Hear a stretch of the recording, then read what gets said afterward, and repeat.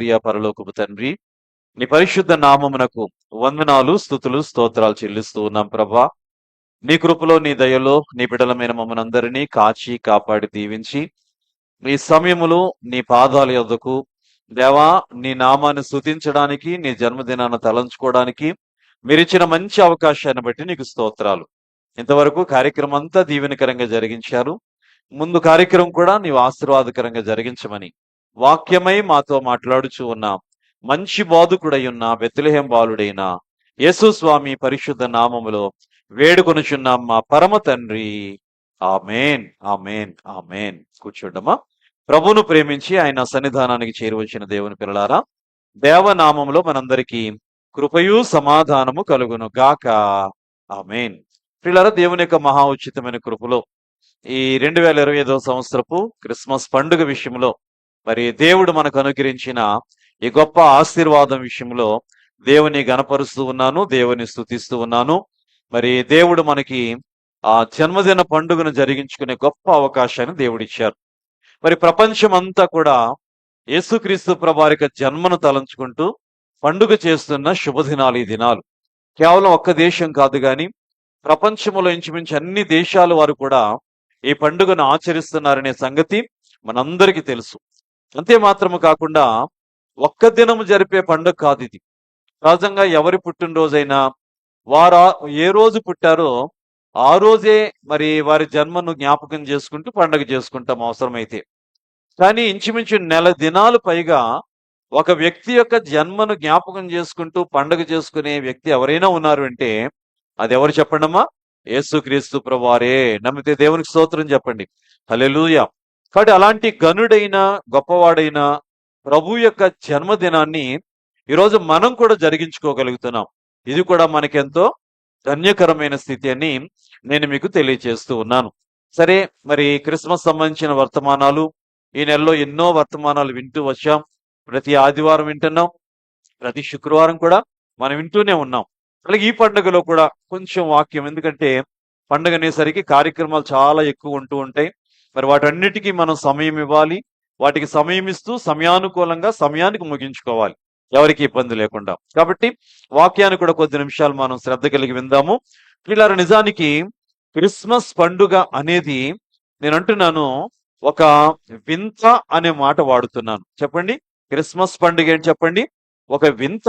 ఏమండి, నిజానికి పండుగలు చాలా భూలోకంలో చూస్తూ ఉంటాం. అన్ని మతాల వారు కూడా పండుగలు చేస్తూ ఉంటారు.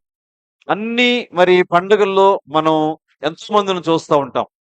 కానీ ఒక విచిత్రమైన, ఒక వింతైన, ఒక ప్రత్యేకమైన పండుగ ఏదైనా భూమి మీద ఉందంటే అది క్రిస్మస్ పండుగ అని మనం గమనించాలి.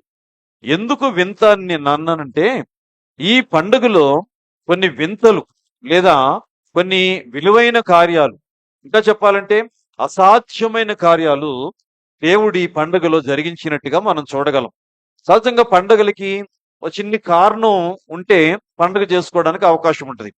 కానీ ఈ పండుగ చేయడానికి చిన్ని చిన్ని కారణాలు కాదు, కానీ చాలా ఉన్నతమైన కారణాలే మనం చూడగలమండి. చాలా వింతలు, విశేషాలు ఈ పండుగలో లేదా ఈ పండుగను ఉద్దేశించి జరిగినట్టుగా వాక్యంలో మనం చూడగలం. ఇలా ఈరోజు ఆ వింత ఏమిటి, ఆ వింత ద్వారా మనకు కలుగుతున్న మేలు ఏమిటి అనేది ఒక్కసారి మనం చాలా క్లుప్తంగా మనం చూద్దాం. చాలా విషయాలు ఉన్నాయి కానీ అన్ని మీకు చెప్పడానికి సమయం చాలదు, కానీ కొన్నింటిని నేను మీకు జ్ఞాపకం చేస్తాను. ఏమిటి ఈ క్రిస్మస్ పండుగలో మనం చూసే వింత అనేది మనం చూడగలిగితే, ప్రియులారా, మరి యోబు గ్రంథములో 14వ అధ్యాయము మరి 4వ వచనాన్ని మనం చూడగలిగితే, యోబు గ్రంథము 14వ అధ్యాయము 4వ వచనం ఒకసారి మనం చూస్తే, ఇక్కడ యోబు గారు ఒక ప్రశ్న వేస్తున్నారు. ఏమండి, ప్రశ్న వేస్తూ దానికి సమాధానం ఆయనే చెబుతూ అది అసాధ్యము అనే మాట అంటున్నారు. కానీ ఆ అసాధ్యమైన విషయాన్ని క్రిస్మస్ పండుగ ద్వారా దేవుడు సాధ్యపరిచారు. కనుక అందుకే దీన్ని ఒక వింత అన్నాను. అసలు ఆయన అన్న ప్రశ్న ఏంటి, ఆయన అసాధ్యం అన్న సంగతి ఏంటి? ఒకసారి మీరు ఎవరైనా చదువుతారమ్మా? యోబు గ్రంథము 14వ అధ్యాయము 4వ వచనం చదువున్నాను. పాప సహితునిలో నుండి పాపరహితుడు పుట్టగలిగిన ఎంత మేలు. ఒకసారి అక్కడ ఆగుదాం. యోబు గారు చెబుతూ ఆయన అంటున్నారు, పాప సహితుడి నుండి పాపరహితుడు పుట్టగలిగిన ఎంత మేలు అని అంటున్నాడు. జాగ్రత్త గమనించండి. పాప సహితుడు అంటే పాపము కలిగినవాడు. పాపము కలిగిన ఒక మనిషి నుండి పాపము లేని మరో మనిషి పుట్టగలిగితే ఎంత మేలు. నిజానికి అలా పుడితే చాలా మేలటండి. ఆ మేలేంటో చెబుతారు. అమ్మా, అయితే ఆయన మేలు అని చెబుతూ ఆయన ఒక మాట అంటున్నారు, అలాగున ఎవడునూ పుట్టనేరడు. చూసారా, ఆయన దృష్టికి అది అసాధ్యం కదండి. యోబు భక్తుడే, యోబు ప్రార్థనాపరుడే, యోబు గారు నీతిమంతుడే, యోబు గారు దేవుని చేత భయభక్తులు కలిగిన వాడని, దేవుని చేత గొప్ప సాక్ష్యం పొందిన భక్తుడేనండి. యోబులో ఎవరూ కూడా పాపము చూపలేని గొప్ప పరిస్థితి. అలాంటి వాడైనా సరే ఆయన ఏమంటున్నాడో తెలుసండి, అసలు పాప సహితుని నుండి పాపరహితుడు పుట్టడం అసాధ్యం, అసలు అలాంటిది ఎక్కడా జరగదు అని చెప్పేసి ఆయన అంటున్నాడు. ఎక్కడా జరగదనే సంగతి అన్న మాట జరిగిందా లేదా చెప్పండి అమ్మా. ఎప్పుడూ జరగంది జరిగితే దాన్నే వింత అంటాం. ఎప్పుడూ జరగంది జరిగితేనే అది ప్రత్యేకమైన ఒక మహస్యం అంటామండి. అందుకే నేను అన్నాను, క్రిస్మస్ అంటే ఒక వింత, క్రిస్మస్ అంటే ఒక ప్రత్యేకత, క్రిస్మస్ అంటే ఒక మహత్తరమైన కార్యం. కనుక ఒకసారి చూద్దాం దీన్ని. యోబు గారు పలుకుతున్నట్టుగా, పాప సహితుడైన మనిషి నుండి పాపరహితుడు పుట్టగలిగిన ఎంత మేలు, అసలు జరగదు అంటున్నాడు ఆయన. ఒకవేళ జరిగితే గాని అది ఏంటటండి, మేలా కీడా? మేలు. జరిగిందా లేదా మీరు చెప్పాలి. ఆయన ఏమన్నారు, అలా జరగడం అసాధ్యం అన్నారు. మరి జరిగిందో లేదో మీరు చెప్పాలి. అమ్మా చెప్పండి, జరిగిందా లేదా? జరిగింది, అక్షరాల జరిగింది. ఒకే ఒక్కరి విషయంలో జరిగింది, ఒకే ఒక్కరి ద్వారా జరిగింది ఆ సంగతి. ఎవరి ద్వారా జరిగిందంటే, ఈరోజు మనం ఎవరి జన్మనైతే తలంచుకుని ఎవరి గురించి అయితే మనం పండగ చేస్తున్నామో ఆ యేసయ్య జీవితంలోనే, ఆ యేసయ్య ద్వారానే ఆ కార్యం జరిగింది. ఎలాగో మనందరికీ తెలుసు. ఆయన ఏమన్నారు, పాప సహితునిలో నుండి పాపరహితుడు పుట్టగలిగిన ఎంత మేలు అన్నారు. నేను చెప్పాను, పాప సహితుడు అంటే ఏంటంటే పాపము కలిగిన ఒక మనిషి. పాపము కలిగిన ఒక మనిషి నుండి పాపము లేని మనం మనిషి పుట్టడం అసాధ్యం. ఆయనే అన్నాడు ఆ మాట. ఎందుకంటే పాపం కలిగిన మనిషికి పుట్టాలంటే మరలా పాపంతోనే పుడతాడు. పాపం అనేది ఒక వారసత్వం అయిపోయింది. అలాంటిది పాపము కలిగిన ఒక మనిషి నుంచి పాపము లేని మనిషి పుట్టగలిగాడంటే ఎలా సాధ్యమైందంటే, కేవలం ప్రియులరా పరిశుద్ధాత్మ దేవుని ద్వారా మాత్రమే సాధ్యమైంది. నమ్మితే దేవునికి స్తోత్రం చెప్పండి. మామూలుగా అయితే ఒక మనిషి నుండి మరొక మనిషి రావాలి అంటే ప్రియులరా పురుషుని ప్రమేయంతో మాత్రమే ఈ లోకానికి రావాలి ఎవరైనా. కనుక ఒక మనిషి నుండి మరో మనిషి రావాలంటే స్త్రీ పురుషుల కలయిక, పురుష ప్రమేయం వల్ల మాత్రమే ఈ లోకంలో ఎవరైనా పుడతారు. కానీ ఈ భూమి మీద ఒకే ఒక్క ఆయన జీవితంలో పురుషుని ప్రమేయం లేదు. అందుకే చూడండి, మరియమ్మ గారు అంటారు, నీవు గర్భవతి అవుతావు అనగానే ఆమె ఏమని ప్రశ్నించిందో తెలుసా అండి? ఆమె అడిగిన ఒకే ప్రశ్న, ఆమె వేసిన ప్రశ్న ఒకటే, ఇది ఎలాగూ సాధ్యం అంటూ, నేను పురుషుని ఎరుగని దానిని, ఇది ఎలాగూ సాధ్యము. నిజమే, ఒక వ్యక్తి ఒక బిడ్డ పుట్టాలి అంటే ఆ బిడ్డ పుట్టడానికి ఒక స్త్రీ విషయంలో ఒక పురుషుడు ఖచ్చితంగా ప్రమేయం ఉండాలి. ఆ పురుషుని ప్రమేయం లేకుండా ఎవ్వరు కూడా ఈ భూమి మీద పుట్టరు. కానీ ఒక పురుషుని ప్రమేయం లేకుండా ఈ భూమి మీద పుట్టిన ఏకైక వ్యక్తి ఎవరంటే యేసుక్రీస్తు ప్రభువారు మాత్రమే. నమ్మిన వారు దేవుని స్తోత్రం చెప్పండి. ఎలా సాధ్యం అంటే, మరియమ్మ గారికి అనుమానం వచ్చింది. కేవలం ప్రధానం అయ్యిందండి, వివాహం ఇంకా అవ్వలేదు.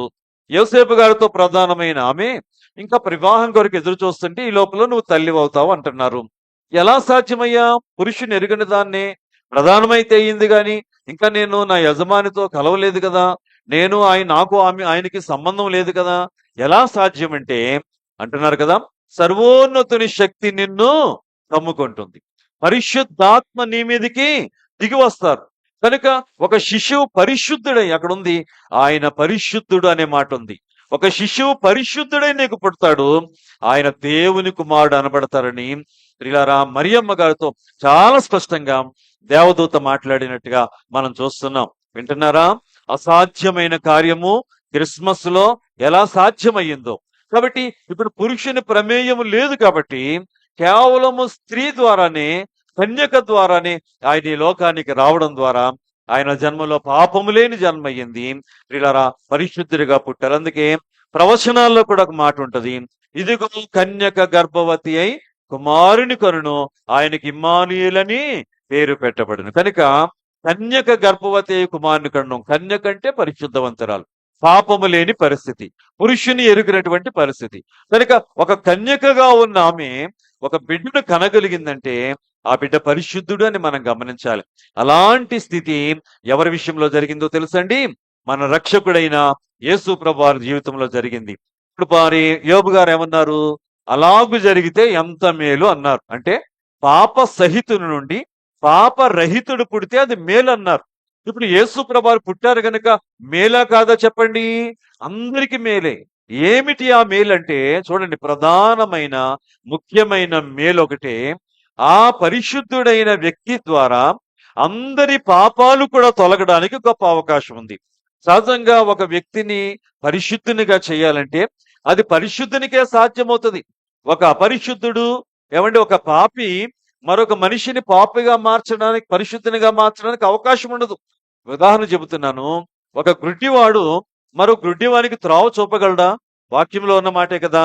ఒక గ్రుడ్డివాడు అంటే కన్నులు లేనివాడు, మరో కన్ను లేని వాడికి మార్గం చూపలేడు. ఎందుకంటే తనకి కన్నులు లేవు కాబట్టి మార్గం తెలియదు. అలాగే ఒక పాపి మరొక మనిషిని పరిశుద్ధునిగా మార్చలేడండి. ఒక పరిశుద్ధుడు మాత్రమే మరొక మనిషిని పరిశుద్ధునిగా మార్చగలడు. అలా మార్చగలిగిన శక్తి, సామర్థ్యాలు, యోగ్యతలు ఎవరికి ఉన్నాయంటే ఇప్పుడు మనం చెప్పుకుంటున్న కన్యక గర్భాన్ని లోకానికి వచ్చిన యేసయ్యకి మాత్రమే ఉన్నాయి. దేవునికి మహిమ కలుగును గాక. కాబట్టి ఆయన పరిశుద్ధుడు, ఆయన రక్తము కూడా చెప్పండి పరిశుద్ధమైనది. అందుకే యోహాను గారు రాసిన మొదటి పత్రిక 1వ అధ్యాయం 7వ వచనంలో వ్రాయబడిన అద్భుతమైన మాట. యోహాను గారు రాసిన మొదటి పత్రిక 1వ అధ్యాయము 7వ వచనంలో ఏం రాయబడిందండి? అప్పుడు ఆయన కుమారుడైన క్రీస్తు రక్తము ప్రతి పాపము నుండి మనల్ని ఏం చేస్తుంది చెప్పండి? పవిత్రులుగా చేస్తుందనే మాట ఉంది. కనుక ప్రభువు రక్తము ప్రతి పాపము నుండి మనల్ని పవిత్రులుగా చేసి పరిశుద్ధులు చేయ, అదే మేలండి. ఈ భూమి మీద ఎన్నో మేలుల కోసం మనిషి వస్తాడు. ఈ మేలులు ఎవరైనా చేయగలరు. ఉదాహరణకి అవసరతలో ఉన్న వారికి ధనం ఇవ్వడం ఒక మేలు. అమ్మా, ధనం ఎవరైనా ఇవ్వగలరా లేదా? ఇప్పుడు నేను అవసరంలో ఉన్నాను, మీతో చెప్పానమ్మా నేను అవసరంలో ఉన్నాను, మీరు ఎవరైనా ధన సహాయం చేయండి అంటే మీలో ఎవరైనా, ఒక మాట చెప్పాలంటే అందరూ కూడా చేయగలరు మేలు కదా. ఈ మేలు ఎవరైనా చేయగలరు. అలాగే మరి నేను పలానా చోటుకు వెళ్ళాలి, వెళ్ళడానికి నాకు వాహనం లేదు, మీరు ఎవరైనా ఇవ్వండి అంటే మీరు ఎవరైనా చేయగలరు. అది ఒక మేలే. ఏమండి, నాకు ఆకలి అవుతుంది, ఆహారం పెట్టండి అంటే ఆహారం పెట్టగలరు. ఆహారం పెట్టడం ఒక మేలే. ఇలా ఎన్నో రకాల మేలులు ఉన్నాయి. కానీ నేను అంటున్నాను, ఏ మనిషి కూడా మరో మనిషికి చేయలేని మేలు ఒకటే ఉంది. ఇప్పుడు అయ్యా నేను పాపంలో ఉన్నాను, నా పాపములు మీలో ఎవరైనా కడగండి అని అడిగాను అనుకోండి, మీలో ఎవరైనా ఒక్కరైనా ముందుకు రాగలరా? అయ్యా మేము కడుగుతాం అయ్యగారు అన్న వాళ్ళు ఎవరైనా ఉంటే రండి ముందుకి, రాగలరా చెప్పండి? ఇక్కడున్న మీరే కాదండి, ప్రపంచంలో ఎవరు కూడా నేను నీ పాపములు కడగగలననే శక్తి, సామర్థ్యం కలిగిన వారు ఎవ్వరూ లేరు. ఆ సామర్థ్యం కలిగిన వారు, ఆ శక్తి కలిగిన వారు ఎవరో తెలుసండి? ఒకడే. నాలో పాపమున్నదని మీలో ఎవరు స్థాపింపగలరని సవాలు చేసిన ఏకైక దేవుడు, ఏకైక నరుడైన యేసుక్రీస్తు ప్రభువారే. నమ్మితే దేవునికి స్తోత్రం చెబుదాము గట్టిగా. దేవునికి మహిమ కలుగునుగాక కదా. ఆయన అన్నారు లేదండి, నాలో పాపమున్నదని మీలో ఎవరు స్థాపింపగలరన్నారు. ఎవ్వరూ చెప్పలేని మాట.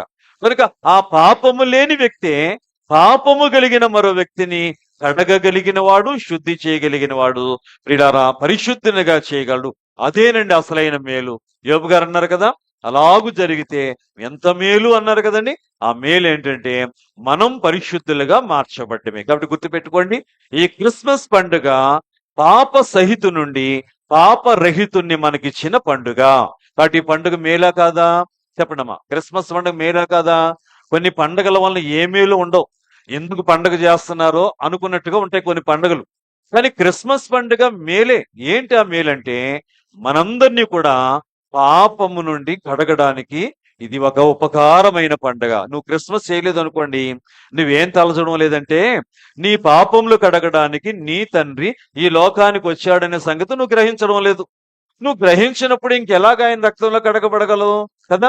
కాబట్టి నిన్ను కడగడానికి దేవుడు ఉపయోగించిన ఒక పండగ. మేలా కాదా చెప్పండి? మేలే. అంతకు మించి వింత కాదా? ముందు నేను చెప్పాను కదా, క్రిస్మస్ లో ఉన్న వింతలు కొన్ని చెప్తాను కదా. అందులో ఒక వింత ఏమిటంటే ఇదే, పాప సహితు నుండి పాపరహితుడు పుట్టగలిగిన గొప్ప కార్యము. ఇది మొదటి వింత అయితే, చూద్దాం మరికొన్ని వింతలు ఉన్నాయండి. కొంచెం సమయంలోనే మరొక 2 వింతలు చెప్పి నేను ముగిస్తాను. మరలా ఎప్పుడైనా మనకు అవకాశం ఉంటే మనము మరికొన్ని వింతల గురించి విందాం. ప్రస్తుతం పిల్లలకి సమయం ఇవ్వాలి గనుక ప్రియులారా, కొన్ని విషయాలు మనము చూద్దాం. చూడండి, రెండవదిగా మనం చూసినట్లయితే లూకా సువార్త 2వ అధ్యాయం 13, 14 వచనాల్లో మనం చూస్తే అక్కడ వ్రాయబడి ఉంది, పరలోక సైన్య సమూహము ఆ దూతతో కూడా నుండి గొప్ప స్తుతిగానం చేసినట్టుగా మనం చూస్తున్నాం. అమ్మా, సహజంగా భూమి మీదకి ఆయా సమయమందు ఆయా దూతలైన వారు వచ్చి దేవుడు అప్పగించిన పని చేసి వెళ్ళడం మనం చూస్తున్నాం కదా. పాత నిబంధన కాలం నుంచి కూడా మనం చూస్తే కొందరు దూతలైన వారు వచ్చి వారికి అప్పగించిన పని చేసి వెళ్తూ ఉండేవారు. కానీ బైబిల్ గ్రంథంలో మనకు కనబడుతున్న గొప్ప వింత ఏమిటంటే, మొత్తం ఒక సందర్భంలో ఇలా చూడండి, ఒక దినాన్న పరలోకములో ఉన్న మొత్తం సైన్య సమూహం అంతా కూడా ఈ భూమి మీదకి వచ్చేసిన దినం ఒకటి తటస్థించిందంటండి. ఈ భూమి మీదకి మొత్తం పరలోక సైన్యం అంతా వచ్చేసి ఆ సైన్యం ఏం చేస్తుందటండి? స్తుతిగానాలు చేస్తున్నాయట. మనం అదే కథ చదువుకున్నాం. చూడండి, ఈ లూకాసు వార్తలో మనం చెప్పుకున్నట్టుగా 2వ అధ్యాయంలో చాలా విలువైన వింతైన మాట మనం చూస్తున్నాం. పరలోక సైన్య సమూహం అంతా కూడా ఆ దూతతో కూడా ఉన్నారట. ఆ దూతతో కూడా ఉండి ఏం చేస్తున్నారు చెప్పండి అమ్మా? వారు దేవుని స్తుతిస్తూ, 13వ వచనం ఉంది కదా, వెంటనే పరలోక సైన్య సమూహం ఆ దూతతో కూడా నుండి సర్వోన్నతమైన స్థలంలో దేవునికి మహిమయు ఆయనకిష్టులైన మనుషులకు భూమి మీద సమాధానం కలుగుగాకని దేవుని స్తోత్రము చేయుచుండెను. దేవునికి మహిమ కలుగునగాక. దేవదూతల పనిలో ఒక ప్రాముఖ్యమైన పని ఏంటంటే దేవుని స్తుతించే పని. యెషయా గ్రంథంలో 6వ అధ్యాయంలో మనం చదువుతాం ఎప్పుడు కూడా, సైన్యములకు అధిపతి యెహోవా పరిశుద్ధుడు పరిశుద్ధుడు పరిశుద్ధుడని మానక రేయింబగళ్ళు స్తుతించే పని దేవదూతలది. అయితే ఎక్కడుండి స్తుతించే పని? ఆ దూతలు ఎక్కడుండి స్తుతిస్తున్నారనే వాక్యంలో ఉంది. సింహాసనము చుట్టూ, అంటే సింహాసనం పరలోకంలో ఉంది కదా, అంటే పరలోకములో ఉండి దేవుని స్తుతించే పని దేవదూతలది. కానీ ఒక రోజు వచ్చిందండి, పరలోకములో ఉండవలసిన దేవదూతలందరూ కూడా మొత్తం భూమి మీదకి వచ్చేసారండి. అంతకుముందు భూమి మీదకి దేవదూతలు వచ్చిన చరిత్ర ఉంది. అయితే ఎప్పుడు సమూహం సమూహం, సైన్యం సైన్యం ఎప్పుడు రాలేదండి. ఎప్పుడైనా వస్తే ఒకరిద్దరు రావడం, వాళ్ళకి అప్పగించిన పని ఏదో ఉంటే వారు చెప్పి మరలా వెళ్ళిపోవడం వాళ్ళ పని. కానీ ఒక దినము, ఒక రాత్రి పరలోకములో ఉన్న దూతలందరూ కూడా దిగొచ్చేసి దేవుని స్తోత్రం చేస్తా ఉన్నారు. ఒక ప్రధాన దూత ఉన్నారండి, ఆయన పేరు గబ్రియలు. ఆ దూతతో పాటు ఉండి వీళ్ళందరూ స్తోత్రం చేస్తున్నారు. నిజానికి ఏ సందర్భము ఇది అంటే, ఇది కూడా ఏ రోజు చెప్పండి? క్రిస్మస్ దినాన్నే. నమ్మిన వారు దేవునికి స్తోత్రం చెప్పండి. ఏమండి, క్రిస్మస్ దినాన్నే యోబు గారు పలికిన మాట నెరవేరింది క్రిస్మస్ దినాన్నే. అలాగే ఇక్కడ ఈ సర్వలోకం అంటే మొత్తం పరలోక సైన్య సమూహం అంతా కూడా దిగొచ్చింది ఎప్పుడో తెలుసండి? యేసయ్య పుట్టినప్పుడే. అందుకే చూడండి, ఆ మాటలకు ముందు ఈ దేవదూత మందకాపరులతో మాట్లాడుతున్నారు. ఏమని మాట్లాడుతున్నారు చూడండి. ఇక్కడ మనం చూస్తే 10వ వచనంలో ఏం వ్రాయబడింది? అయితే ఆ దూత, భయపడుకుడి, ఇదిగో ప్రజలందరికీ కలగబోవు మహా సంతోషకరమైన సువర్తమానం నేను మీకు తెలియచేయుచున్నాను. దావీదు పట్టణమందు నేడు రక్షకుడు మీ కొరకు పుట్టి ఉన్నాడు, ఈయన ప్రభువైన క్రీస్తు. చూడండి, దేవదూత ఒక కబురు, ఒక శుభవర్తమానాన్ని మందకాపర్లకు చెబుతున్నారు. ఏమని చెప్తున్నారు తెలుసా? ఇదిగో దావీదు పట్టణమందు నేడు రక్షకుడు మీ కొరకు పుట్టి ఉన్నాడు, ఈయన ఎవరంటే ప్రభువైన క్రీస్తు అని దేవదూత కబురు చెప్పారు. దేవదూత కబురు చెప్పి వెళ్ళిపోలేదు, కానీ ఆ దూతతో పాటు తర్వాత వ్రాయబడింది పరలోక సైన్య సమూహం. ఉందా లేదండి అన్నమాట? పరలోక సైన్య సమూహం. నాదొక ప్రశ్న, సైన్యము లేదా సైన్య సమూహం ఎప్పుడు దిగొస్తారు చెప్పండి? ఎక్కడైనా, ఉదాహరణకి దేవదూతల సంగతి ప్రక్కన పెడదాం, భూమి మీద కూడా కొన్ని సైన్య సమూహాలు ఉంటాయి. ఈ సైన్య సమూహాలు ఎవరికి ఉంటాయి చెప్పండి అమ్మా? ఎవరి దగ్గర ఉంటాయి? రాజు గారి దగ్గర ఉంటాయి. ఒక రాజ్యం ఉంది, ఆ రాజ్యానికి రాజు ఉన్నాడు అనుకోండి, ఆ రాజ్యంలో సైన్య సమూహాలు ఉంటాయి. ఈ సైన్య సమూహం పని ఎప్పుడు ఉంటది చెప్పండి మీరు? సహజంగా ఎవరైనా శత్రువు వచ్చినప్పుడు, ఎవరైనా పొరుగువారు యుద్ధం ప్రకటించినప్పుడు, వారితో పోరాడడానికి ఈ సైన్య సమూహం అంతా కదిలి వెళ్తది. యుద్ధం జరుగుతది. ఆ యుద్ధంలో ప్రియులారా పోరాడతారు. మరి బలం ఎవరికి ఎక్కువ ఉంటే వారు గెలుస్తారు. ఇది సహజం.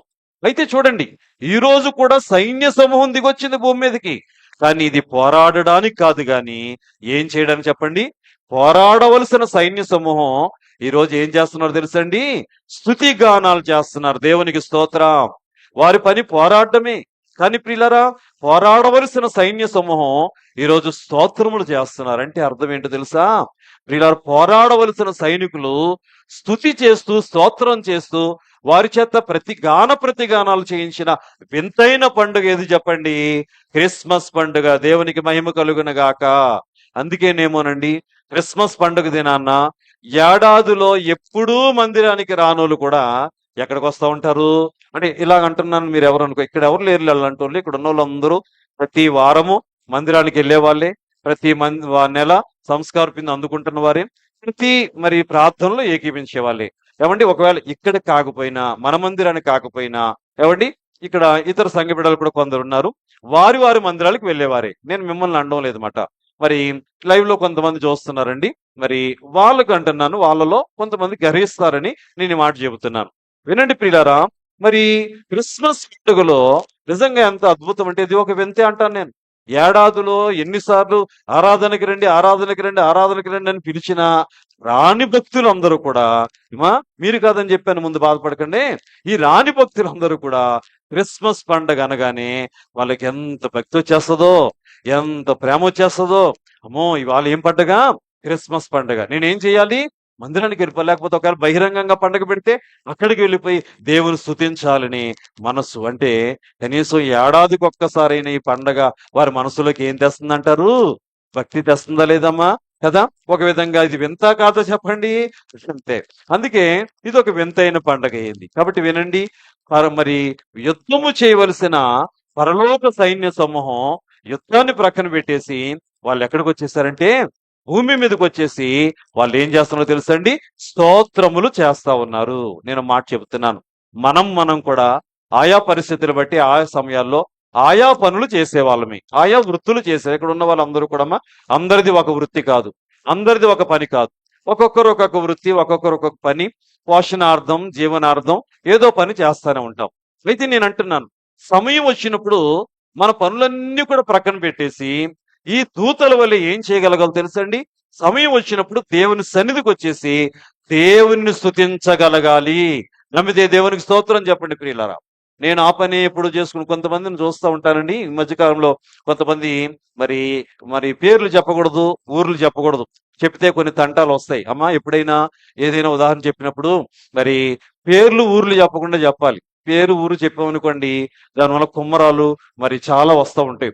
అందుకే పేరు ఊరు చెప్పడం లేదు. కానీ మీరు ఇలా కొంతమంది ఈ మధ్య కాలంలో కొన్ని ఉద్యోగాల్లో చేరి, కొన్ని పనుల్లో చేరి పూర్తిగా ఎవరిని మర్చిపోయారు తెలుసా అండి? అమ్మా, వాళ్ళకి ఆదివారం ఉండడం లేదు, శుక్రవారం ఉండడం లేదు, సంస్కార పిండి ఉండడం లేదు. కొన్ని పండగల్లో, కొన్ని నిన్న చెప్పారు కదా, ఏడాదికి ఒకసారి పండుగ, ఆ పండగల్లో కూడా కనబడకుండా ఇక నిత్యము పని పని పని, నిత్యము సంపాదన సంపాదన సంపాదన. నేను మాట చెబుతున్నాను, పని చేయాల్సిన బాధ్యత ప్రతి మనిషికి ఉంది, సంపాదించవలసిన బాధ్యత ప్రతి మనిషికి ఉంది. అలాగని నిత్యము పని చేసుకుంటూను నిత్యము సంపాదించుకుంటూ ఆ పని నీకు ఇచ్చిన దేవుణ్ణి వ్యర్థం మరి మర్చిపోతే, ఆ సంపాదన నీకు ఇస్తున్న దేవుణ్ణి నువ్వు మర్చిపోతే నువ్వు చేస్తున్న పనికి విలువ ఉందా చెప్పండి? నువ్వు సంపాదించే సంపాదనకి విలువ ఉంటుందా? అది నీకు ఉపయోగపడుతుందా? కాబట్టి గుర్తు పెట్టుకొని కనీసము సమయం వచ్చినప్పుడన్నా మన పనులు ప్రక్కన పెట్టేసుకొని, అమ్మ, ఒకవేళ మీ కుటుంబాల్లో కూడా ఉండొచ్చు అలాంటి వాళ్ళు. అమ్మా, నేను చెప్తున్నాను, మీరు వారి కొరకు ప్రార్థన చేయండి. దేవా, మా కుటుంబంలో ఫలానా వారు అస్తమాలు పని, అస్తమాలు సంపాదనే, అస్తమాలు బయటే ఉంటున్నారయ్యా. మరి ఆదివారం గాని నెలకొక్కసారి గాని ఎక్కడికి రాలేకపోతున్నారు? సన్నిధికి రాలేకపోతున్నారయ్యా. అలా రాకపోతే వారికి నష్టమే కదా తండ్రి. వారిని కనికరించండి, మార్చండి అని ప్రార్థన చేయండి. మీరు వాళ్ళకి చెప్పకండి. వాళ్ళకి చెబితే మిమ్మల్ని కూడా వెళ్ళనివ్వరు. మళ్ళా తెలుసా, నువ్వు కూడా ఇంట్లో కూర్చో అంటారు, అవసరమైతే అంటారు లేదా? కాబట్టి కొంతమంది అండి వాళ్ళు చెయ్యరు, ఏదైనా చేయమని చెప్పినప్పుడు మనం చేసే పని కూడా చేయనివ్వరు. అవునా కాదా చెప్పండి? ఎందుకు? మనం వాళ్ళు చేయమని చెప్పినందుకు వాళ్ళకి పౌరుషం వస్తది. రోషం వస్తది. కాబట్టి తిరుగుబాటు చేస్తారు. అందుకే వాళ్ళకి చెప్పే కంటే ఎవరికి చెప్తే ప్రయోజనం చెప్పండి? వాళ్ళను మార్చగలిగిన దేవునికి చెప్పితే మనకు ప్రయోజనం ఉంటది. నమ్మితే దేవుని స్తోత్రం చెప్పండి. కాబట్టి అలాంటి వాళ్ళ కోసం ప్రార్థనైతే చేయండి. సరే, ఈ రెండో వింతలో మరి పరలోకంలో ఉన్న సైన్య సమూహం అంతా కూడా వాళ్ళు పని వదిలేసి మరి వచ్చి వాళ్ళు ఏం చేస్తున్నారంటే దేవుని స్తోత్రం భూమి మీదకి వచ్చేసారండి. మొత్తానికి నిజానికి ఆ భూమంతా ప్రాంతమంతా దేవదూతలేమాట. కానీ ఎవరు చూడగలిగారంటే చెప్పడమ్మా, భూమి మీదకి వచ్చిన సైన్య సమూహాన్ని భూమి మీద ఉన్న వాళ్ళందరూ చూడలేకపోయారండి. ఎవరు చూశారంటే ఆ రాత్రి వేళ నిద్ర మానుకొని తమకు దేవుడు అప్పగించిన మందలు కాస్తూ వీళ్ళ మెలకువగా ఉండే ఆ చలికాలంలో మందలు కాచుకుంటున్న మంద కాపర్లు చూడగలిగారు. దేవునికి స్తోత్రం. నేనంటాను, ప్రయాసపడే వారు ఎవ్వరికైనా సరే అద్భుతాలు చూసే భాగ్యం దొరుకుతుంది. దేవునికి స్తోత్రం. అద్భుతమే కదా, అది వింతే కదండి. నిజంగా మనం కూడా దేవుని కోసం ప్రయాసపడితే, దేవుని పనిలో ప్రయాసపడితే సమయం వచ్చినప్పుడు మన విషయంలో కూడా ఆయన ఏం చేస్తారంటే అండి, అద్భుతాలు చూచేటట్లు మనకి సహాయం చేస్తారు. కనుక ఇది రెండవ వింత. ఈ రెండో వింత కూడా ఎప్పుడు జరిగింది చెప్పండమ్మా? క్రిస్మస్ పండుగలోనే జరిగింది అని చెప్పి మీ అందరికీ నేను తెలియచేస్తా ఉన్నాను. అలాగే మూడవది కూడా చెప్పి నేను ముగిస్తాను. మూడవ వింత ఏమిటి అనేది మనం చూడగలిగితే, చూడండి ప్రియులారా, ఇదే లూకాసు వార్తలో మరి 2వ అధ్యాయం మరి 1-12 వచనాల్లో మనం చూస్తే అక్కడ ఒక చక్కని మాట వ్రాయబడింది. ఏమిటంటే, ఆ దినములలో సర్వలోకమునకు ప్రజా సంఖ్య వ్రాయవలెనని కైసర్ ఔగుస్తు వలన ఆజ్ఞ ఆయను. జాగ్రత్తగా వినండి మాట. ఆ దినములలో సర్వలోకమునకు ప్రజా సంఖ్య వ్రాయవలెనని. అమ్మా, సహజంగా ప్రజా సంఖ్యలు అనేవి జరుగుతూ ఉంటాయి. ప్రజా సంఖ్యలు అనేవి ఏ దేశానికి ఆ దేశానికి, ఏ రాష్ట్రానికి ఆ రాష్ట్రానికి, ఏ ప్రాంతానికి ఆ ప్రాంతానికి ప్రజా సంఖ్యలు వ్రాయబడుతూ ఉంటాయి. ఇది సహజం. ఏమండి, మరి ప్రతి మరి అవసరమైన సమయంలో ప్రభుత్వం వారి పనులు చేస్తూ ఉంటారు. ఇందులో ఉన్న వింత ఏంటి, అద్భుతం ఏంటంటే, మీరు గ్రహించారో లేదో నాకు తెలియాలి కాబట్టి మిమ్మల్ని అడుగుతున్నాను. మీరు ఈ వచనంలో గ్రహించిన వింత ఏంటి? అమ్మా, ప్రజా సంఖ్య అనేది వింత ఏం కాదు. ప్రజా సంఖ్యలు వ్రాయించుకోవడం జనాభా లెక్కలమాట. వ్రాయించుకోవడం సహజంగా జరిగేది. అక్కడున్న వింత ఏంటి, ప్రత్యేకత ఏంటి, అద్భుతం ఏంటి? ఎవరైనా మీరు చెప్పండి అమ్మా, గట్టిగా చెప్పాలి. Very good. సర్వలోకమునకు అనే మాట ఉంది చూసారా, అదండి ఒక వింత. సహజంగా సర్వలోకములో ఒకే కార్యం ఒకేసారి ఎప్పుడూ జరగదు. అవునా కాదు చెప్పండమ్మా? ఉదాహరణకి సూర్యుడు ఉన్నాడు. సూర్యుడు ఉదయించడం అనేది సర్వలోకములో ఒకేసారి జరుగుతుందా? చెప్పండమ్మా. ఇప్పుడు మనకి సమయం ఎంత, టైం ఎంత అని అడిగారు. ఇంగ్లీష్లో అడిగినా తెలుగులో అడిగితే ఎవరు మాట్లాడతలేదు. అమ్మా, టైం ఎంత చెప్పండి పోని. అందరూ భోజనం చేశారమ్మా. అందుకే ఈ బాధ మనకి. చెయ్యకపోతే ఒక బాధ, చేస్తే ఒక బాధ. పండగ అని చెప్పేసి శ్రీ భోజనం ముందు పెట్టలేదు అనుకోండి, పండగ లేట్ అయిన తర్వాత తినకుండా వెళ్ళిపోతున్నారు కొంతమంది. మొన్న రాకడ పండగ అలాగే జరిగింది, బాధపడ్డారు కూడా. ఏమండి, అందుకని చెప్పేసి పండగ ముందే మరి భోజనం పెట్టేశాం. ఎందుకంటే మీరు ఓపికగా కూర్చొని వింటారని. బహుశా కొంచెం మరి ఏమైనా ఆవరిస్తుందో ఏంటో. సరే, దూరపరచండి ఒక 5 నిమిషాలు. దాని దగ్గరికి రాను ఒకటి. ఏంటది ఆవరించేది? మాట్లాడండమ్మా. నిద్ర. కడుపు నిండా తిన్నాం, చల్లని గాలి, చక్కని వాతావరణం, చక్కని మందిరం. అమ్మా, చూడడానికి కన్నులు ముచ్చిగా చూడండి ఎన్ని బుడగలు అంటించారు మన వాళ్ళు. ఎంత అందంగా కనపడుతుంది, హాయిగా అనిపిస్తూ ఉంటది కదమ్మా. కాబట్టి అలా హాయిలోకి వెళ్ళిపోకండి, కొంచెం సేపు మందిరంలో ఉండండి. సరే, ఇలా చూడండి. వీళ్ళ అక్కడ ఉన్న వింత ఏమిటంటే సర్వలోకమునకు అనమాట. ఇందో ప్రశ్న వేశాను మీకు. ఇప్పుడు సమయం ఎంత అని అడిగాను, చెప్పారా అమ్మా? సరిగ్గా ఎంత? ఇంచుమించు ఒక 5-10 నిమిషాలు తక్కువ 10 అవుతుంది కదా. మనకి ఇప్పుడు రాత్రి 10 అవుతుంది ఇంచుమించుగా. ఇదే సమయంలో అమెరికా వారికి ఏ సమయం అవుతుంది చెప్పండి? మా అమెరికా వారు మనకి అవతల వాకలు ఉన్నారు కానీ పూర్తిగా వాళ్ళకి పగలు 10 అవుతుంది అన్నమాట. ఇంచుమించుగానండి, పూర్తిగాని కాదు కానీ ఇంచుమించుగా. అంటే మనకి చీకటి ఉంది, మరి వారికి ఏముంది? వెలుగుంది. అంటే సూర్యుడు ఎవరి దగ్గర ఉన్నారు ఇప్పుడు? అమెరికా వారి వైపు ఉన్నారు, మన దగ్గర లేరు. అదేంటి మరి? సర్వలోకములో ఒకే విషయం ప్రతి చోట ఒకేసారి జరగాలి కదా, కానీ జరుగుతుంది అలాగా? లేదు. మనకి చంద్రుడు ఉంటే వారికి సూర్యుడు, వారికి చంద్రుడు వెళ్తే మనకు సూర్యుడు వస్తాడు. కానీ అద్భుతమైన వింతాన్ని ఎందుకన్నా తెలుసా అండి? ఒకేసారి మొత్తం సర్వలోకానికి కూడా ప్రజా సంఖ్య వ్రాయించబడడం అనేది ఒక వింతలలో వింత, అద్భుతాల్లో అద్భుతం. నమ్మిన వారు దేవుని స్తోత్రం చెప్పండి. ఆ కార్యం ఎప్పుడు జరిగింది? ఏ పండగ రోజు జరిగింది? ఏ పండగ కోసం జరిగింది? క్రిస్మస్ కోసమే జరిగింది. యేసు ప్రభువారు బెత్లెహేములో పుట్టడం కోసం ప్రియులారా, మీకు గతంలో మీకు గుర్తుందో లేదో అండి, పోయిన ఏడాది ఇదే క్రిస్మస్ పండుగలో నేను వాక్యం చెప్పినప్పుడు బెత్లెహేం గురించే చెప్పాను. ఆ బెత్లెహేముకు దేవుడిచ్చిన వాగ్దానం నెరవేరడానికి ఎంత అద్భుతం జరిగిందో మీకు చెప్పాను కదండి. ఎందుకంటే మరి యేసు ప్రభువారు పుట్టవలసిన ఆ బెత్లెహేము గ్రామమునకు తండ్రి అయిన దేవుడు చేసిన వాగ్దానం మీకా గ్రంథంలో మనం చూస్తాం 5:2లో. బెత్లెహేము ఎఫ్రాతా, నీవు యూదావారి ప్రధానులో ఎంత మాత్రము స్వల్ప గ్రామము కాదు, నా ప్రజలైన ఇశ్రాయేలును పరిపాలించే నాయకుడు నీలో నుండే వస్తాడని వాగ్దానం చేశారు దేవుడు. ఆ వాగ్దానం నెరవేరాలంటే యేసు ప్రభువారిని కనవలసిన కన్య మరియ ఎక్కడుండాలి చెప్పండి? ప్రసవ దినానికి ఖచ్చితంగా బెత్లెహేములో ఉండాలి. కానీ ఆమె ఎక్కడుందో తెలుసా? 9 నెలలు వచ్చేసాయి ఆమెకు. అయినా సరే ఆమె ఎక్కడుందంటే గలిలయ జిల్లాలో నజరేత్ అనే గ్రామంలో నిండిపోయింది.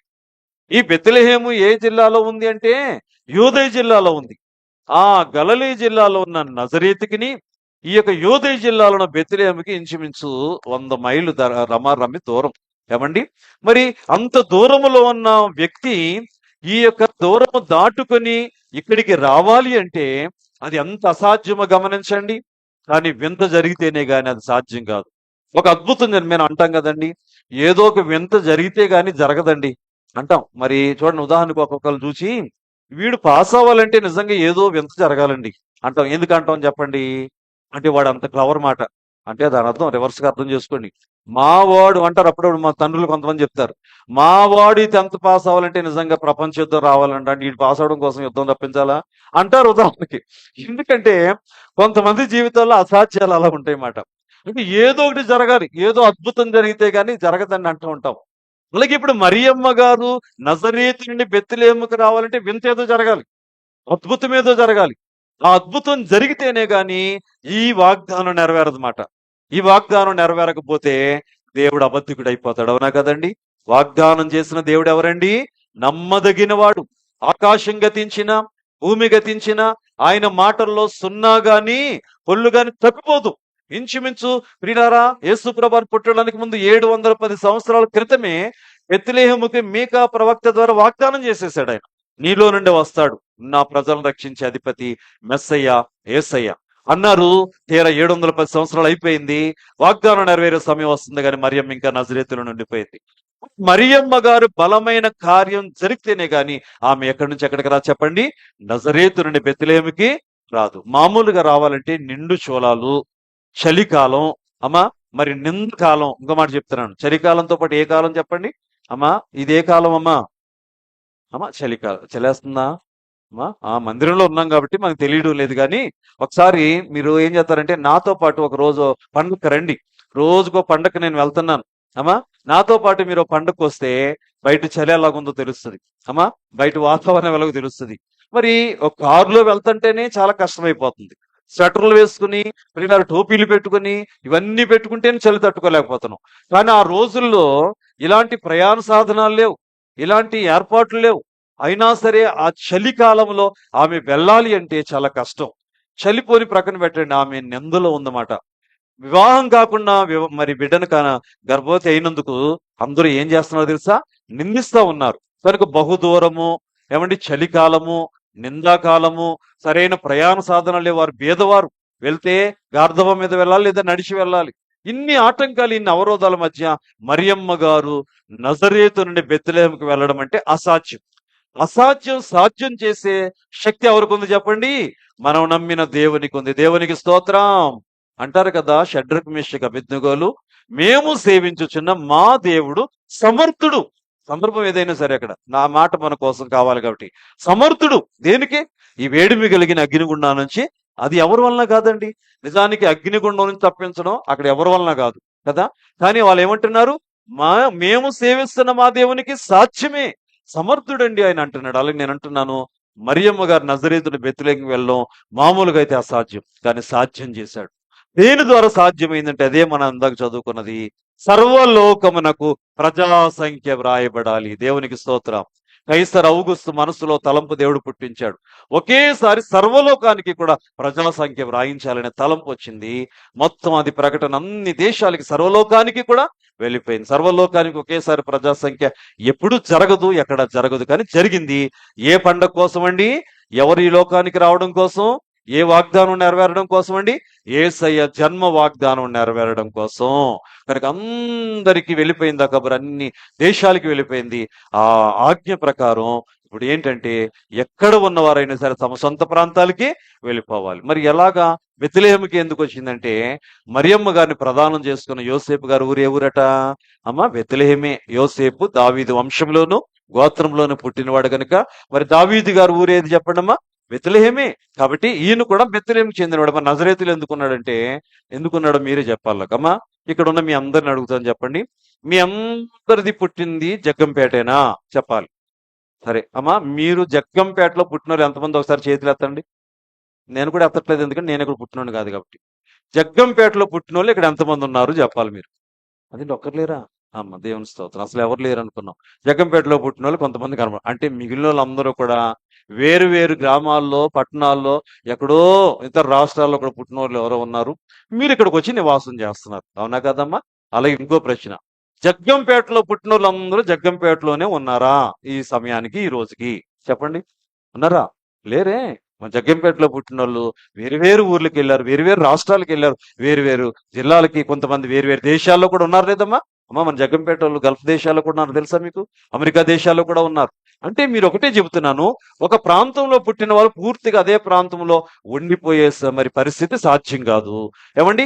అలాగే వేరే ప్రాంతాల వారు మరో ప్రాంతాలకు వెళ్లకుండా ఉండే పరిస్థితి కూడా లేదు. ఇక్కడ వారు వేరే చోటకు వెళ్తారు, వేరే వారు ఇక్కడ కూడా వస్తారు. అలాగే యోసేపు గారు కూడా ఏదంటే ఒక పని మీద ఆయన వడ్రంగి పని చేసేవారు కదా, ఆ పని నిమిత్తం ఇప్పుడు చూడండి, మన వాళ్ళు కూడా చాలా మంది ఇక్కడ పనులు లేక ఎక్కడికి వెళ్ళిపోతున్నారమ్మా? చూడండి, మన మందిరాలు ఖాళీగా ఉండడానికి ఈరోజు సేవకులందరూ బాధపడేది ఏంటో తెలుసా? అయ్యగారు, మా విశ్వాసులందరూ పనుల కోసం ఎక్కడికి వెళ్ళిపోయారండి? హైదరాబాద్ వెళ్ళిపోయారండి అని బాధపడుతున్న వాళ్ళు చాలా మంది ఉన్నారు. ఎందుకంటే అక్కడ కొన్ని పనులు ఉన్నాయి కాబట్టి ఎక్కడుంటే కష్టం అవుతుందని అక్కడ పనులకు వెళ్ళిపోతా ఉన్నారు. కాబట్టి ప్రతి ఒక్కరు ఏదో చోటుకు వెళ్తూ ఉంటారు. అలాగే యోసేపు గారు కూడా మరి బెత్లెహేము నుండి నజరేతుకు వచ్చాడు పని కోసం, వడ్రంగి పని కోసం. అక్కడ ఉండగానే ఆ నజరేతుకు చెందిన ఆ యొక్క మరియమ్మ గారితో ప్రదానం జరిగింది, వివాహం కొరకు సిద్ధపడ్డారు. ఇప్పుడు ఈ రాజుగారి ప్రజా సంఖ్య లెక్క ప్రకారం యోసేపు గారు ఎక్కడికి నుంచి ఎక్కడికి వెళ్ళాలంటే, ఆ నజరేతు నుండి ఆయన ఎక్కడికి వెళ్ళాలి? ఖచ్చితంగా బెత్లెహేముకి వెళ్ళి పేరు రాసు. ఆయన ఒకడు వెళ్తే సరిపోద్ది, కానీ ఆ పరిస్థితుల్లో మరియమ్మను విడిచి వెళ్ళడానికి వీల్లేదు. ఎవ్వరు కూడా వారికి తోడలేరు, అందరూ కూడా వారిని విడిచిపెట్టేశారు, అందరూ కూడా వారికి దూరం అయిపోయారు. నిండు చోళాల్ని అలా విడిచిపెట్టేసి కొన్ని రోజులు మరి దూరంగా ఉండాలంటే ఆయనకు అసాధ్యమే. అందుకే దేవుని మీద భారం వేసుకుని వాళ్ళు ప్రియులారా ఆ యొక్క నజరేతు నుండి బెత్లెహేం వరకు రాగలిగారు. ఆ బెత్లెహేంకి వచ్చాకే ఆమె ప్రసవ దినాల నుండి అప్పుడే బెత్లెహేములో యేసయ్యను కన్నదట. దేవునికి స్తోత్రం.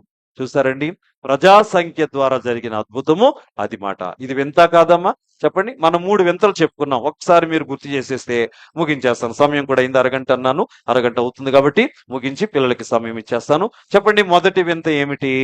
పాప సహితు నుండి పాపరహితుడు పుట్టగలిగిన ఎంత మేలు, అట్టిది సాధ్యం కాదు అని యోబు గారే, భక్తుడిని యోబు గారు మాట అన్నాడు. ఆయన కూడా అసాధ్యమన్న సంగతిని క్రిస్మస్ పండుగ సాధ్యం చేసి చూపించింది. పాప సహితుడైన మనిషి నుండి పాపరహితుడైన యేసయ్య పుట్టారు.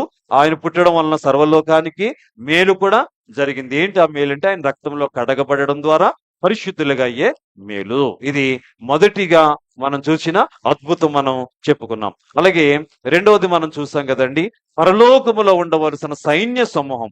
సైన్యం అంటే యుద్ధం చేసే, ఆ యుద్ధము చేసే సైన్య సమూహం, మొత్తం సైన్య సమూహం అంతా భూమి మీదకి ఎప్పుడు రాలేదు. కానీ అంతకుముందు యేసు ప్రభువారు జన్మ ద్వారా అంటే క్రిస్మస్ పండుగ దినాన ఆ సైన్య సమూహం అంతా భూమి మీదకి వచ్చేసారు. వాళ్ళు మరి సైన్యం యుద్ధం చేస్తుంది. యుద్ధానికి బదులు ఏం చేశారు చెప్పండి? దేవుని స్తోత్రము చేసి దేవుని గణపరిచి మాదిరి చూపించారు. అది రెండవ వింత. ఇక మూడవ వింత మనం చెప్పుకున్నాం కదండి, ఏమిటంటే యేసు ప్రభువారు బెత్లెహేములో పుట్టాలనే వాగ్దానం నెరవేరడం కోసం ప్రియులారా నజరేతు నుండి బెత్లెహేముకు రావడం కోసం ఒక ప్రజా సంఖ్య ఏర్పాటు చేయబడింది. అది కూడా ఒక దేశానికి కాదు, గాని సర్వలోకానికి కూడా ఒకేసారి జరిగిన ప్రజా సంఖ్య. ఆ ప్రజా సంఖ్య ఏ పండగ కోసం జరిగింది చెప్పండి? క్రిస్మస్ పండగ కోసమే జరిగింది. ఆ ప్రజా సంఖ్యను బట్టే యోసేపు నజరేతు నుండి బెత్లెహేముకి వెళ్ళారు. తన భార్య అయిన మరియను తీసుకుని అక్కడే వాగ్దానాలు నెరవేరాయి. చూసారా? 3 వింతలు. ఏమండి చెప్పండి, ఎన్ని వింతలు ప్రత్యేకంగా? 3 వింతలు. ఇంకో కొన్ని వింతలు ఉన్నాయి, వింటారేంటి అమ్మా? అబ్బే పెట్టిందేమో ఇంత అన్నం, ఇంక మరి ఇలా చెప్పుకుంటూ పోతే అరిగిపోద్ది అయ్యారు, మళ్ళా మీరు భోజనం పెట్టాలని చూస్తారు. సరే, ఇంకేమీ లేదు కానీ ప్రస్తుతానికైతే, ఎందుకంటే ఇంకా కార్యక్రమాలు ఉన్నాయి. ఉదయం ఆదివారం అనుకోండి, వాక్యం చెప్పేసుకుని మనం ముగించేసుకుంటాం. కానీ ఇప్పుడు అలా కాదు. ఏమండి, వాక్యం అయ్యింది, ఇంకా కొన్ని కార్యక్రమాలు ఉన్నాయి, ఇంకా కొంత సమయం మనం దేవుని సన్నిధిలో ఉండాలి. ఎక్కువ సమయం ఉండాలంటే మీలో కొంతమందికి దూరం నుంచి వచ్చిన వాళ్ళు ఉన్నారు, ఇబ్బంది పడతారు. కాబట్టి ముగింపు చేసేస్తున్నాను. ప్రస్తుతానికి ఈ పండగ దినాన ఈ 3 వింతలు విన్నారు కాబట్టి మీరు ఒకటే గుర్తుపెట్టుకోండి, ఈ వింతలు, ఈ విశేషాలు, ఈ అద్భుతాలు జరిగినది క్రిస్మస్ పండుగలోనే. ఇంకో మాట, ఒక ప్రశ్న కూడా అమ్మా, క్రిస్మస్ పండుగలోనే జరిగింది. ఎవరి కోసం దేవుడు ఈ వింతలు, విశేషాలు, అద్భుతాలు జరిగించారు? చెప్పండి, ముగించేస్తాను. ఎవరి కోసం అమ్మా? ఎవరి కోసం? ఆప్షన్లు ఏమైనా ఇవ్వాలా అమ్మా? ఒకటి దేవుని కోసం, ఒకటి దైవజనుల కోసం, బి ఏమా సి నా కోసం, లేదా మన అందరి కోసం. చెప్పండి, ఏం సమాధానం? ఇలా చెప్తే బాగానే చెప్తారు అమ్మా. అన్ని వాటికి మల్టిపుల్ చాయిస్ ఉండదండి. కొన్ని ప్రశ్నలు ఫిల్ ఇన్ ద బ్లాంక్స్ అంటారు. టీచర్లు చెప్పండి అమ్మా, టీచర్లు ఉన్నారు కదా ఇక్కడ. అన్ని పరీక్షలకు వెళ్ళినప్పుడు అన్ని చాయిస్లు ఇస్తారా? మల్టిపుల్ చాయిస్ ఉండవు. కొన్ని ఫిల్ ఇన్ ద బ్లాంక్స్ అంటారు, కొన్ని పెద్ద ప్రశ్నలు ఉంటాయి, ఎస్ఐ క్వశ్చన్స్ అంటారు. ఎప్పుడో చదువుకున్నాం కదా, గుర్తులేక చెప్తారు ఏమా. కాబట్టి వినండి, అన్నిటికీ ఆప్షన్లు ఎవరు, కానీ మీకు ఇచ్చాను, ఆప్షన్ ఇచ్చాక చెప్పారన్నమాట. నిజానికి ఈ వింతలు, విశేషాలు ఎవరి కోసం అంటే మన కోసం. దేవునికి మహిమ కలుగును గాక. ఇంకా చెప్పాలంటే ఎవరికి వాళ్ళు ఏమనుకోవాలి చెప్పండి? నా కోసం అనుకోవాలి. నా కోసం అన్న వాళ్ళందరూ 2 చేతులు పైకెత్తి దేవునికి స్తోత్రం చెప్పండి. హల్లెలూయా. ఈ వింతలైన, విశేషాలైన, అద్భుతాలైన దేవుడు చేసింది ఎవరి కోసం అంటే నా కోసమే కదా. నన్ను రక్షించడం కోసం, నన్ను కాపాడడం కోసం, నన్ను పరిశుద్ధునిగా చేయడం కోసం, నన్ను పరలోకానికి తీసుకెళ్లడం కోసం. కాబట్టి మన కోసమే కదా ఈ వింతలు. అంటే చివరికి క్రిస్మస్ పండుగ ఎవరి కోసం ఇంతకీ? మన కోసమే కదమ్మా. మరి ఈ రోజు క్రిస్మస్ పండుగ చేయకూడదు, చెయ్యక్కర్లేదు, చేస్తే శాపం, పాపం, ఏవేవో అంటున్నారండి. వాళ్ళ మాటలు వినొచ్చా చెప్పండి? వాళ్ళ మాటలు నమ్మొచ్చా? ఓకే, ఈ పండుగ వల్ల మేలు ఉందా లేదా మనకి? ఉంది మేలు. మన ఆత్మకు మేలండి. మేలంటే ఏదో కడుపు నిండా తింటున్నాం, కొత్త బట్టలు కొనుక్కునే అవకాశం వస్తుంది, కేక్ కట్ చేసుకునే అవకాశం, ఇవి కాదండి మేలు. ఈ మేలు ఎప్పుడైనా చేసుకోవచ్చు. కేక్ ఇవ్వాలే కాదు, జీవితకాలంలో ఎప్పుడైనా కట్ చేసుకోవచ్చు, కొత్త బట్టలు ఎప్పుడైనా కానీ. కానీ ఈ రక్షణ భాగ్యం ఎప్పుడు పడితే అప్పుడు వస్తుంది మనకి. ఇదే రక్షణ దినం, ఇదే మిక్కిలి అనుకూలమైన దినం, ఇదే ఆ రక్షణ దినం, ఇదే ఆ క్రిస్మస్ పండుగే రక్షణకు అనుకూలమైన దినం. కనుక దేవుని సన్నిధికి వచ్చిన బిడ్డలారా మీకు చెబుతున్నాను, ఇంకా మీలో ఎవరైనా రక్షణ పొందకపోతే ఒకటే గుర్తుపెట్టుకోండి, దేవుడు నిన్ను నన్ను ప్రేమించి, మానవులందరినీ ప్రేమించి, యోహాను సువార్త 3:16 ఏముందండి? దేవుడు లోకమును ఎంతో ప్రేమించి కాగా తన అద్వితీయ కుమారునిగా పుట్టిన వాని యందు విశ్వాసం ఉంచేవాడు నశింపక నిత్య జీవం పొందినట్లు ఆయనను అనుగ్రహించింది. కనుక కుమారుడైన యేసయ్యని లోకానికి అనుగ్రహించిందే క్రిస్మస్ పండుగ. అంటే క్రిస్మస్ పండుగలో ఏముందో తెలుసండి? దేవుని ప్రేమ కనబడుతుంది. ఇప్పుడు క్రిస్మస్ పండుగ వద్దన్నా ఉంటే ఏమొద్దన్నట్టు నువ్వు? నాకు దేవుని ప్రేమ అక్కర్లొద్దని. దేవుని ప్రేమ అక్కర్లేకపోతే మనం బ్రతకగలమా? ఇక్కడ బ్రతకలేము, ఇక్కడ నుంచి వెళ్లాల్సిన పరలోకంలోని బ్రతకగలమా చెప్పండి? కాబట్టి గుర్తుపెట్టుకోండి, దేవుని ప్రేమను మనకి ఇచ్చేదే క్రిస్మస్ పండుగ. సంతోషిద్దాం, గణపరుద్దాం. ఇంకో మాట, క్రిస్మస్ పండుగ అంటే ఏడాదికి ఒకసారి చేసేది అనుకోకండి అమ్మా. ఏమండి, నిజానికి క్రిస్టమస్ అంటే అర్థం చెప్తారు ఎవరైనా? క్రిస్టమస్ అంటే క్రీస్తును ఆరాధించడం. క్రీస్తును ఆరాధించేది ఏడాదికి ఒకసారైనా చెప్పండి అమ్మా? కాదు కదా. క్రీస్తును ప్రతి వారం ఆరాధించాలి నేనంటాను. వారానికి ఒకసారి కూడా కాదు. నిజమైన క్రైస్తవులు ఏం చేస్తారో తెలుసా? ఏ రోజుకి ఆ రోజు ఆయన ఆరాధిస్తారు. దేవునికి స్తోత్రం. ఆరాధించడం అంటే ఏంటో తెలుసా? ఆయన స్తుతించడమే, ఆయన అసలు ఆయన జ్ఞాపకం చేసుకోవడం అండి.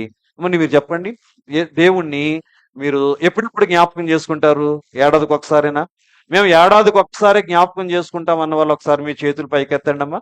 ఏడాదికి ఒక్కసారి మా దేవుడిని మేము జ్ఞాపకం చేసుకుంటాం అన్నవాళ్ళు ఎవరు లేరా?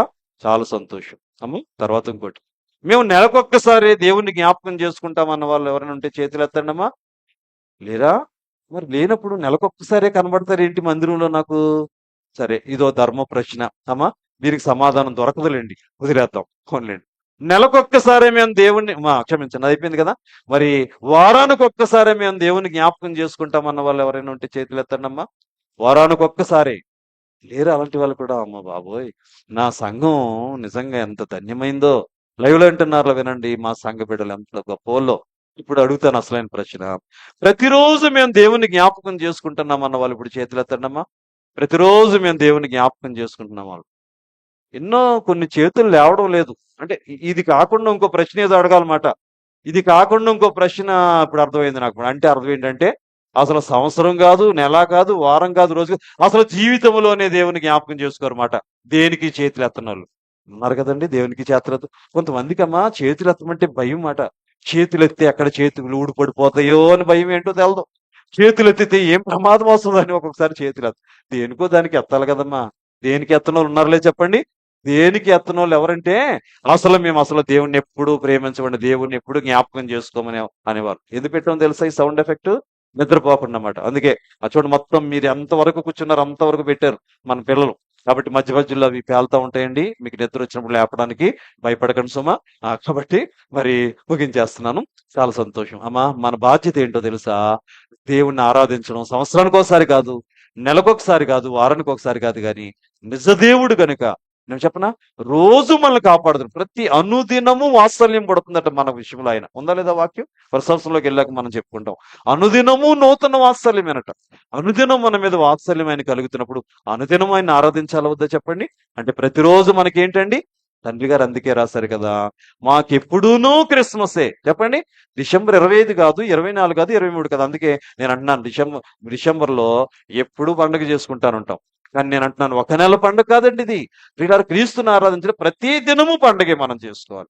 ఎప్పుడునూ దేవుణ్ణి స్తుతించాలి, ఎప్పుడునూ దేవుని జ్ఞాపకం చేసుకోవాలి. మరి దేవుని పిల్లలారా, ప్రతిరోజు దేవుడు మన జ్ఞాపకం చేసుకుంటున్నారు గనుక, చేసుకుంటున్నారు లేదా చెప్పండి? అనుమానం ఏముందా? ఈ రోజు నన్ను దేవుడు జ్ఞాపకం చేసుకోలేదు అనేవాళ్ళు ఉన్నారా? దేవుడు జ్ఞాపకం చేసుకుంటే ఇంకా ఆ రోజు మనం బ్రతకమాట అంతే.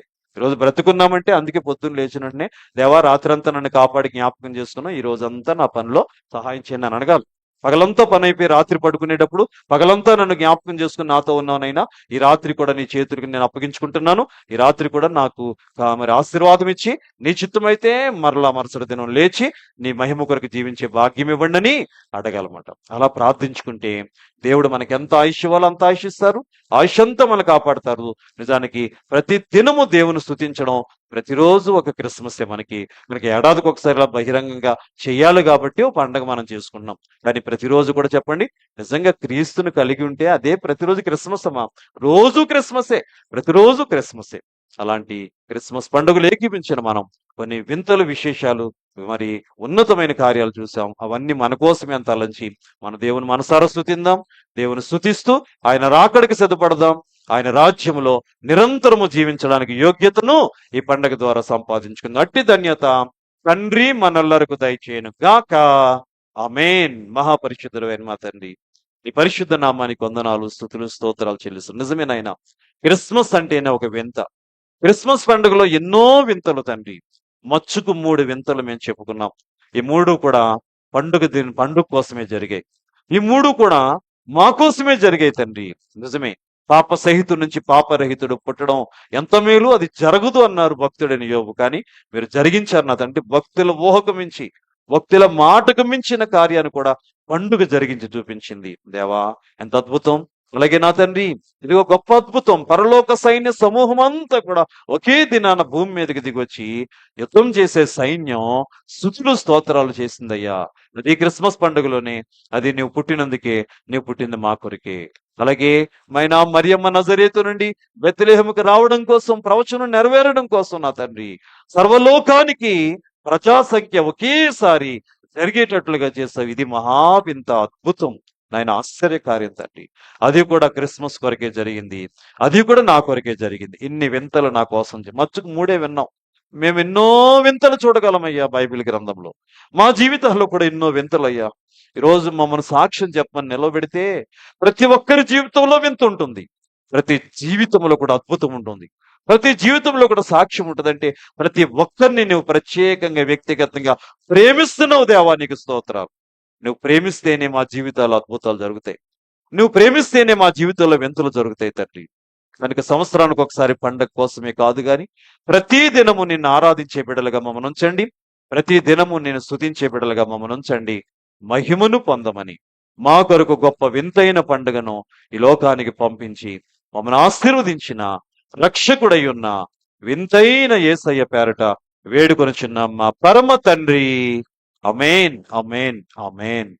మంచిది పిల్లలు, ఇంకా బైబిల్ చాలా వింతలు ఉన్నాయి. ఒక వింత మామూలుగా జ్ఞాపకం చేస్తాం. మన పిల్లలు పాడతారు గట్ట, ఒకవేళ పాట పాడతారేమో అని. వింతైన తారక పాడతారా? రైట్, మంచిది. ఏమండి, సిద్ధపడండి. వింతైన తార అంటే నక్షత్రం కూడా ఏంటమ్మా? వింతే. ఆ నక్షత్రంలో వింత ఏంటో ఆ తర్వాత మనం ఎప్పుడైనా ప్రత్యేక ప్రసంగంగా విందాము. సరేనండి, ప్రస్తుతానికి మరి